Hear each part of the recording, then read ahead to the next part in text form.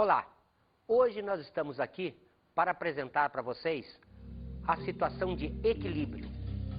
Evidentemente, como a situação é complexa, nós vamos dividir em duas partes.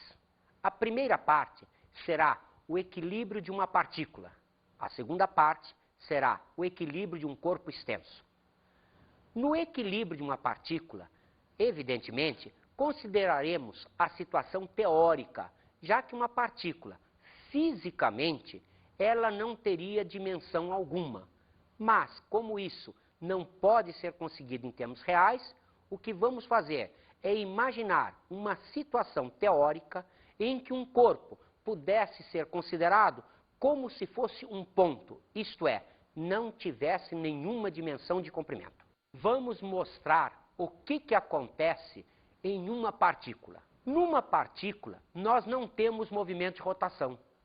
Se não temos movimento de rotação, o somatório das forças igual a zero implica a resultante igual a zero, não há translação. Então, se isto acontece, é porque a resultante decomposta nos eixos x e y tem componentes nulas nesses dois eixos. Observem, quando se fala o equilíbrio de um corpo rígido, nós vamos apresentar agora duas situações diferentes. A primeira situação, se é equilíbrio, não deve ter translação acelerada. Portanto, o somatório das forças deve ser nulo e a resultante deve ser nula. Além disso, o corpo não pode sofrer rotação. Se o corpo não pode sofrer rotação, o somatório dos momentos é nulo, isto é, o momento total sobre esse corpo é nulo. Nestas duas situações, eu tenho a obrigatoriedade para o equilíbrio.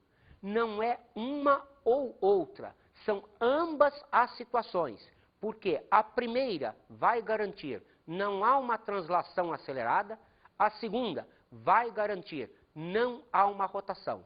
Então, o equilíbrio do corpo rígido necessita das duas condições como necessárias e obrigatórias. Vamos apresentar, então, para um corpo extenso, a noção do centro de gravidade.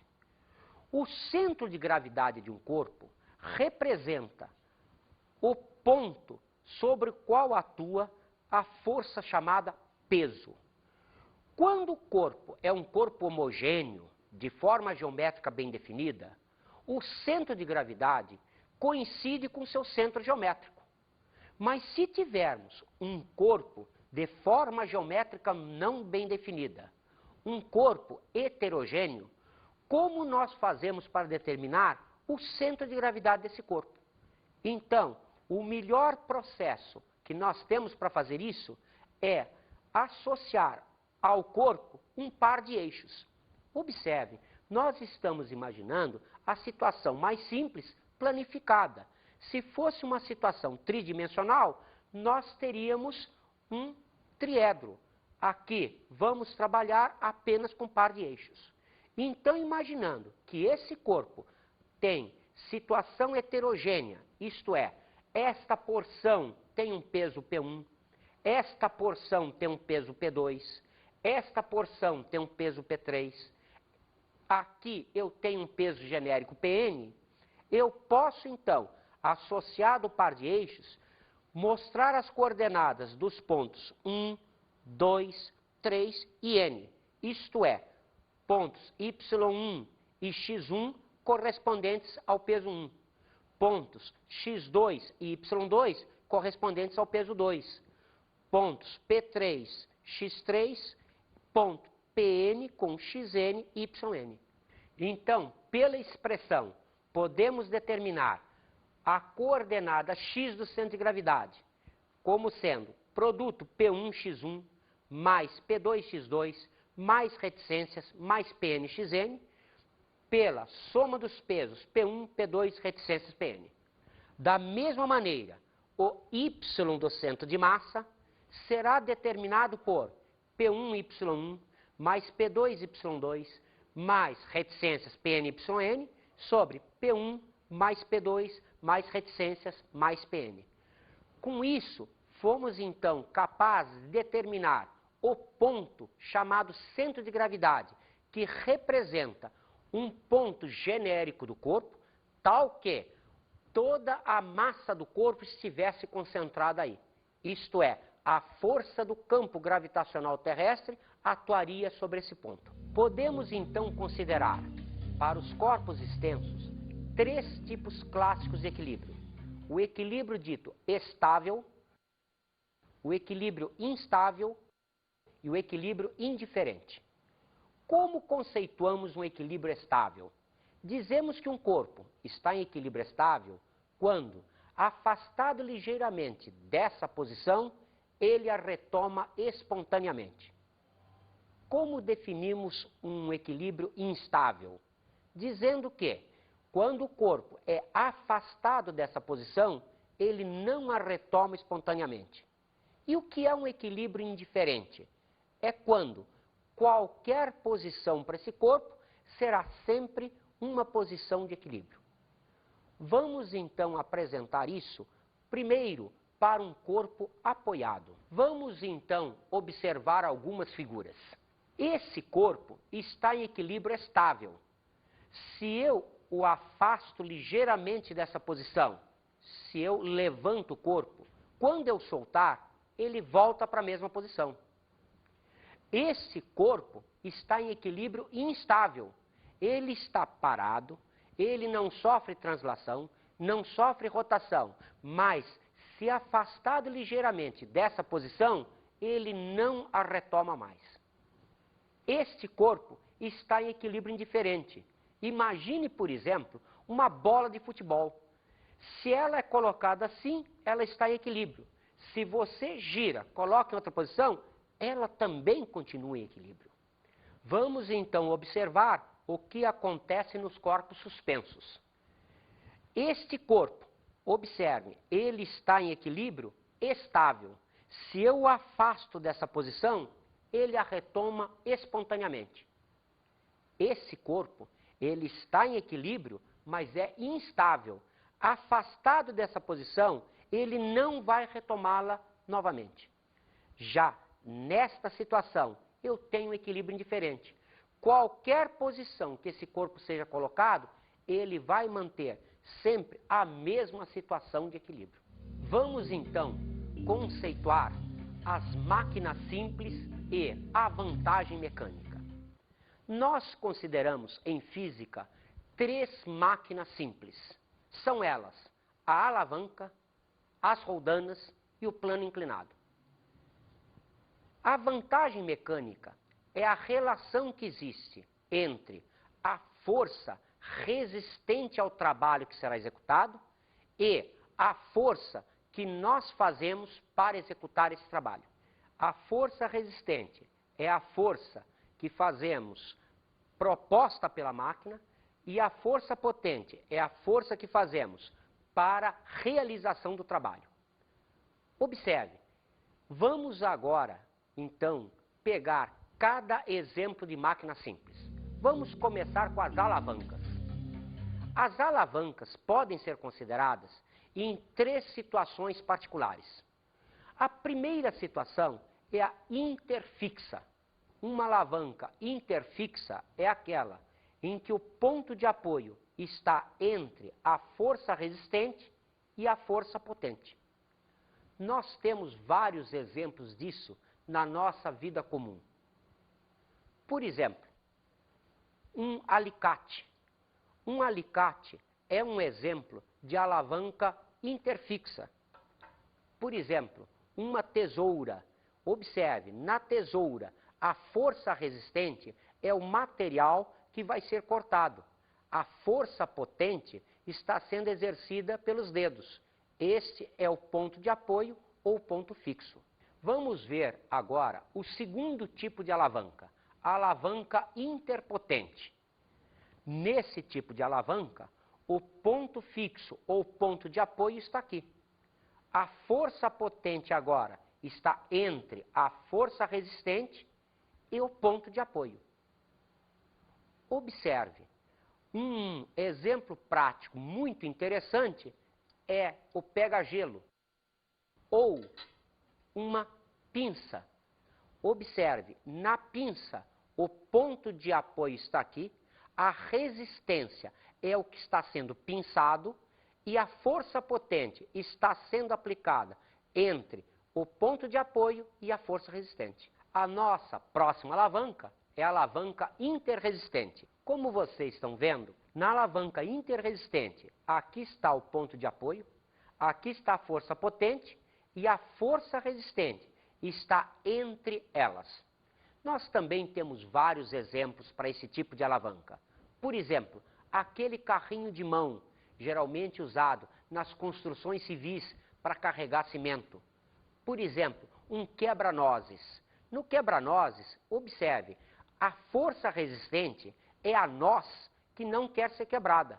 A força potente vai ser exercida pela nossa mão. Então, vamos ver as condições de equilíbrio que aparecem numa alavanca. Obrigatoriamente, o produto da força potente pelo braço da potência tem que ser igual à força resistente vezes o braço de resistência. Observe que se o braço de potência for maior que o braço de resistência, a potência será menor que a resistência. Isto é, teremos um ganho de força. A vantagem mecânica, sendo definida como força resistente sobre força potente, será então a distância O sobre a distância BO. Quanto maior seja a distância AO sobre BO, a vantagem mecânica será cada vez maior. Vamos falar agora sobre o segundo tipo de máquina simples, as roldanas. O que é uma roldana? É um disco rígido, provido de um fulcro, por onde passamos uma corda, um barbante ou um fio. Nós podemos considerar as roldanas aplicadas de duas maneiras. A primeira maneira é a roldana fixa, isto é, o seu centro não sofre translação. Observem que aqui faremos a força potente e aqui levantaremos um corpo, sendo seu peso a força resistente. O segundo tipo de roldana apresenta o centro com possibilidade de translação. Chama-se a isso uma roldana móvel. Observem que agora a força potente aqui está, a força resistente, representada pelo peso do corpo, está no centro do disco. Observem que é uma alavanca onde a distância AO e a distância BO representam os raios. Como o ponto fixo vai representar o ponto B, essa roldana apresenta uma vantagem mecânica maior do que a anterior. Então, como pode-se notar, a vantagem mecânica na roldana fixa é 1, isto é, o valor da força resistente é o mesmo valor da força potente. Mas, na roldana móvel, a vantagem mecânica é 2. O que significa isso?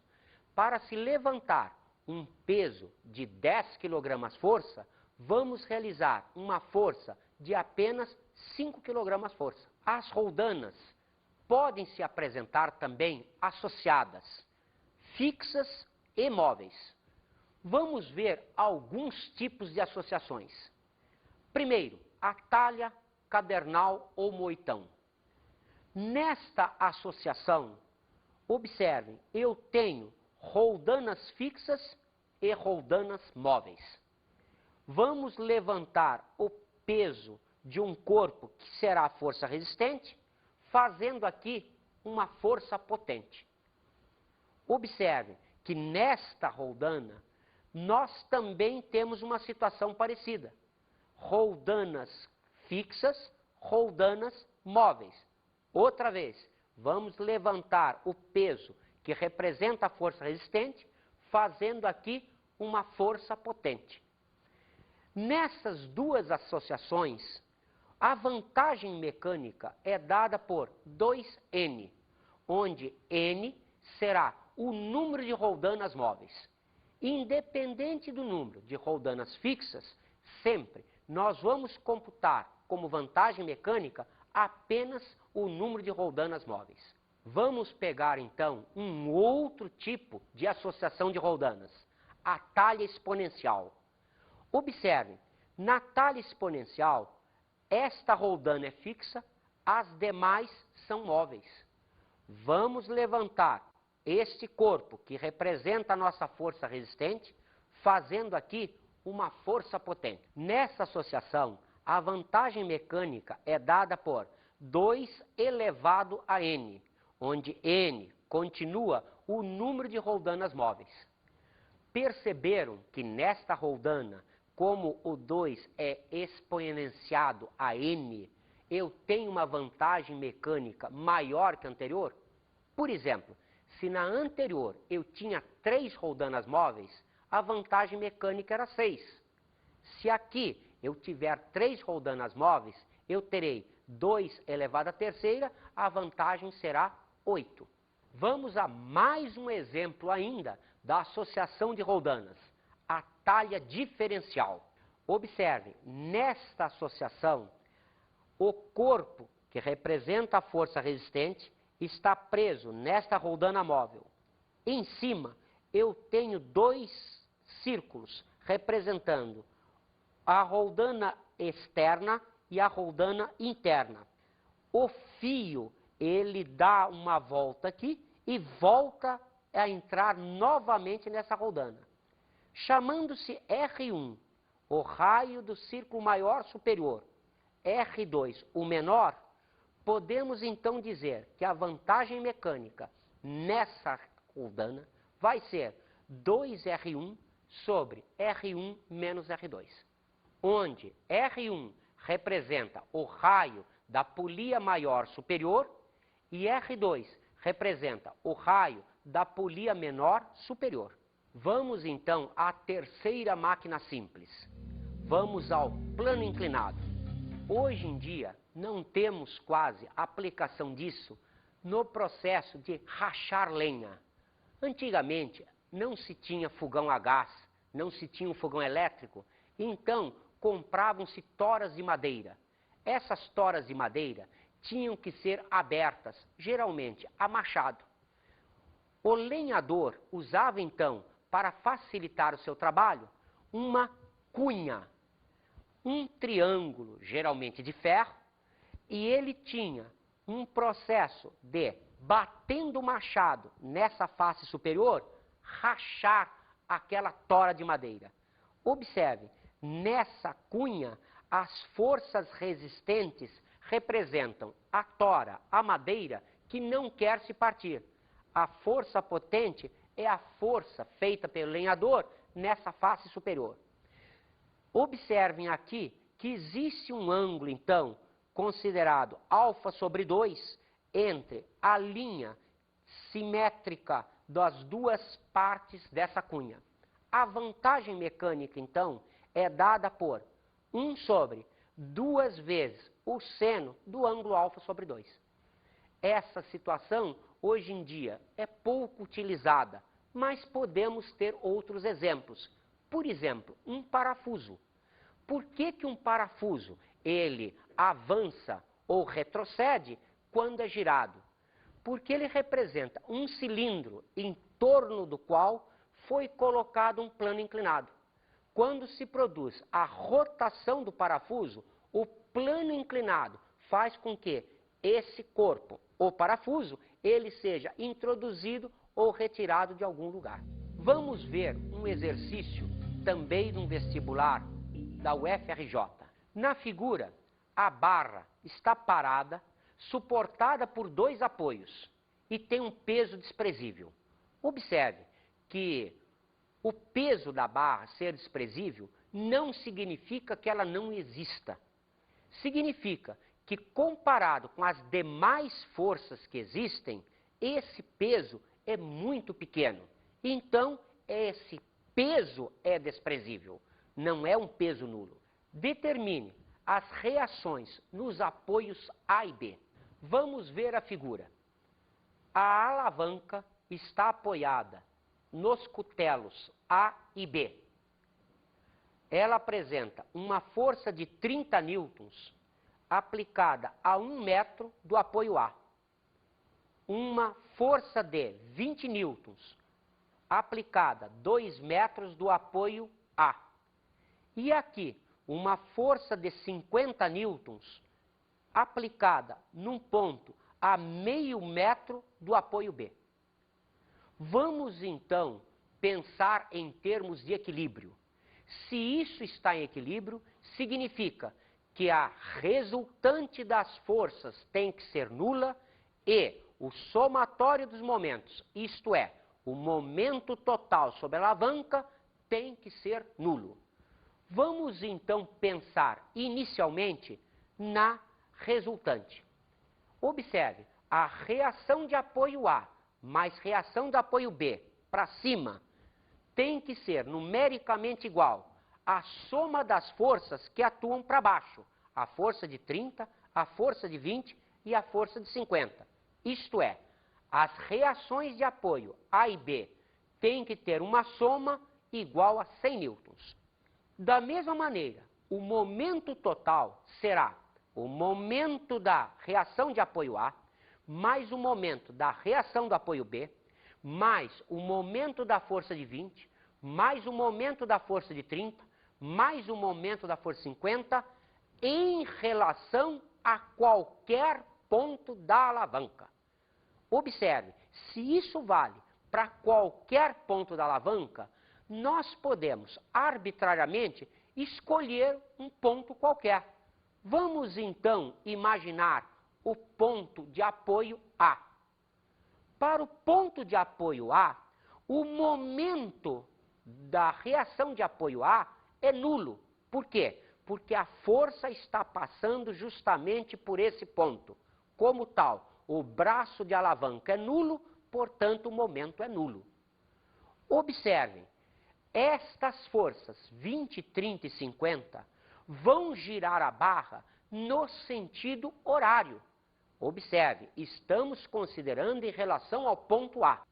A reação de apoio B giraria a barra no sentido anti-horário. O que significa estar em equilíbrio? Não é não ter nenhuma rotação? Então, o momento gerado por essa reação de apoio no sentido anti-horário tem que ser exatamente igual ao momento das demais forças que giram no sentido horário. Ou, equacionando matematicamente, o momento total é nulo, o momento da reação de apoio A é nulo, o momento da reação de apoio B será a reação de apoio vezes a distância até o ponto A, menos, notaram, consideramos o sentido anti-horário como sendo o sentido positivo.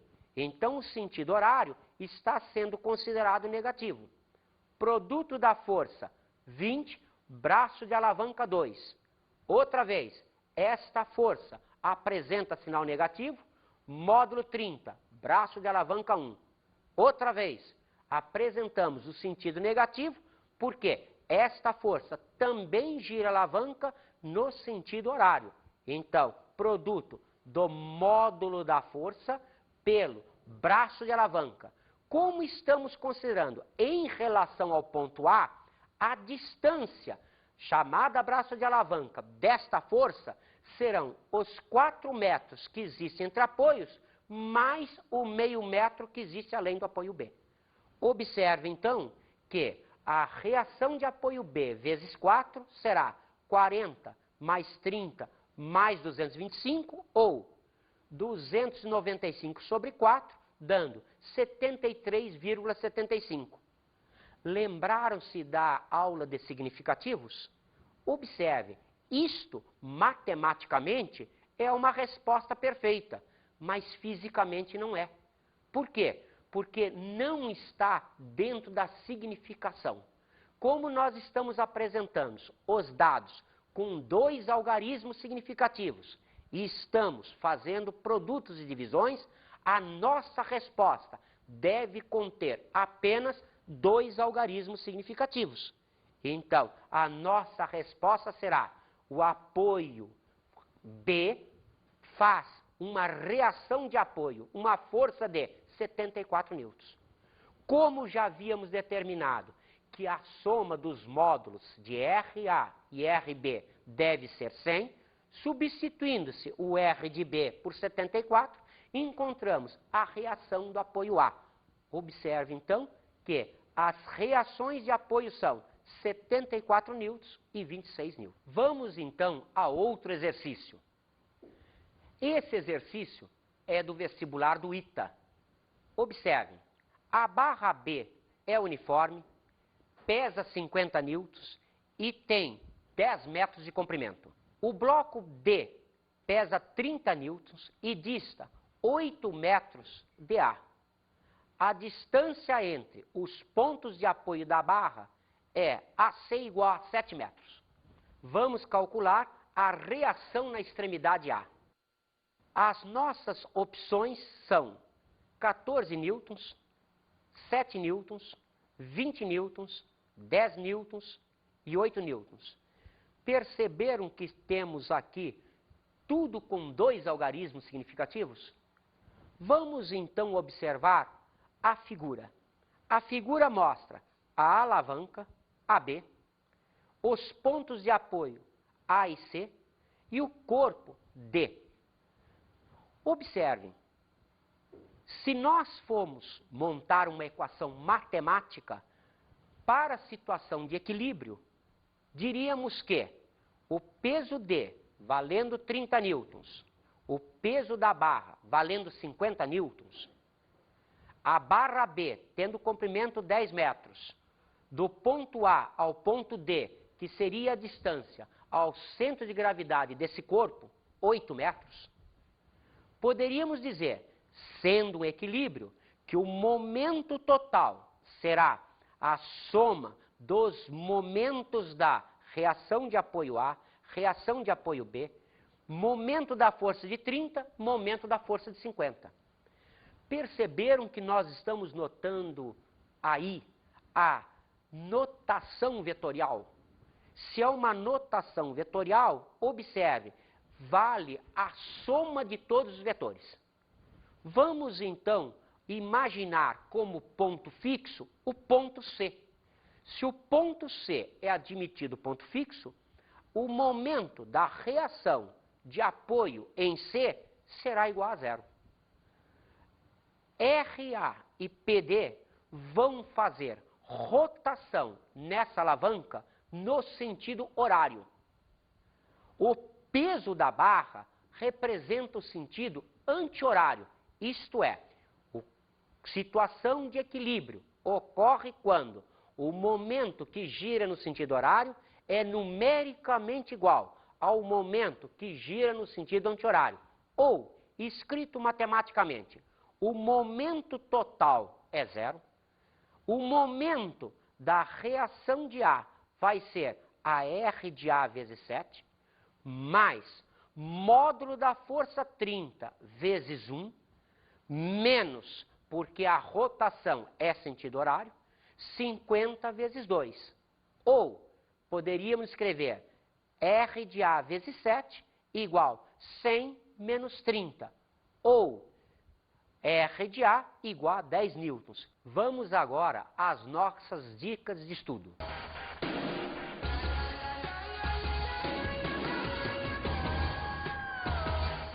Observe, quando você estiver fazendo exercícios, você pode considerar o sentido horário ou anti-horário, um deles positivo e outro negativo. Não é obrigatório que o sentido horário seja considerado negativo, nem o sentido anti-horário positivo. A escolha é sua. Com isso, encerramos a nossa aula de hoje.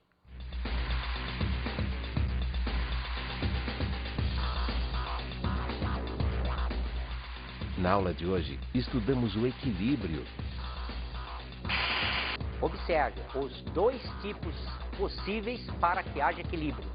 É preciso que a resultante seja igual a 0 e que o momento total seja também igual a 0.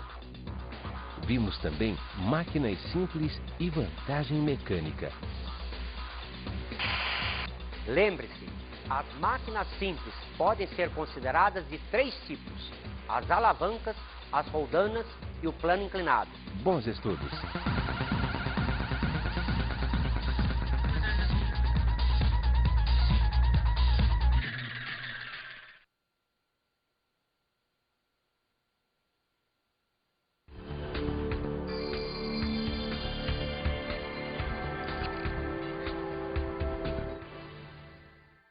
Observem que os nossos alunos têm muita dificuldade para concretizar a ideia dos sentidos anti-horário e horário.